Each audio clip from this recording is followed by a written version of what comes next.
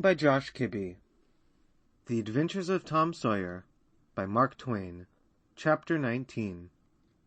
Tom arrived at home in a dreary mood, and the first thing his aunt said to him showed him that he had brought his sorrows to an unpromising market. "Tom, I've a notion to skin you alive." "Auntie, what have I done?" "Well, you've done enough. Here I go over to Sarah Harper like an old softy, expecting I'm going to make her believe all that rubbish about that dream, when lo and behold she'd found out from Joe that you was over here and heard all the talk we had that night. Tom, I don't know what is to become of a boy that will act like that. It makes me feel so bad to think you could let me go to Sarah Harper and make such a fool of myself and never say a word." This was a new aspect of the thing. His smartness of the morning had seemed to Tom a good joke before, and very ingenious. It merely looked mean and shabby now. He hung his head and could not think of anything to say for a moment. Then he said, "Auntie, I wish I hadn't done it. But I didn't think." "Oh, child, you never think.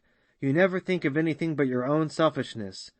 You could think to come all the way over here from Jackson's Island in the night to laugh at our troubles, and you could think to fool me with a lie about a dream, but you couldn't ever think to pity us and save us from sorrow. Auntie, I know now it was mean, but I didn't mean it to be mean. I didn't, honest. And besides, I didn't come over here to laugh at you that night. What did you come for, then? It was to tell you not to be uneasy about us because we hadn't got drownded.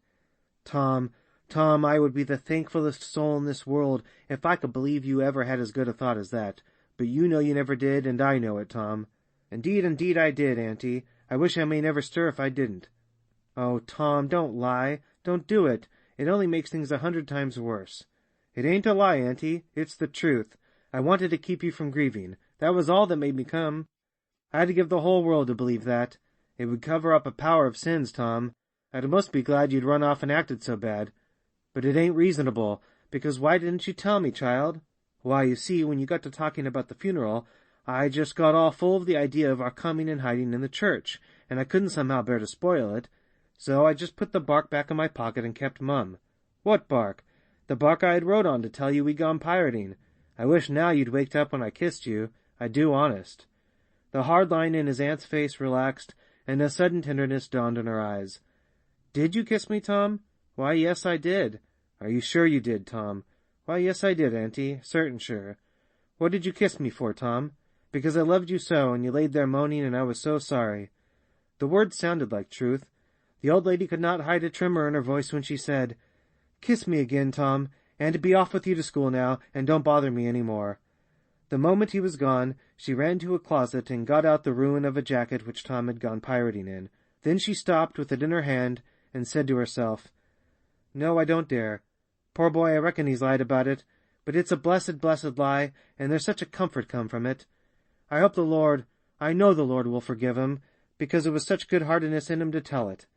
But I don't want to find out it's a lie. I won't look." She put the jacket away and stood by musing a minute. Twice she put out her hand to take the garment again, and twice she refrained. Once more she ventured, and this time she fortified herself with the thought, "It's a good lie. It's a good lie. I won't let it grieve me." So she sought the jacket pocket. A moment later she was reading Tom's piece of bark through the flowing tears and saying, "I could forgive the boy now if he'd committed 1,000,000 sins." End of chapter 19.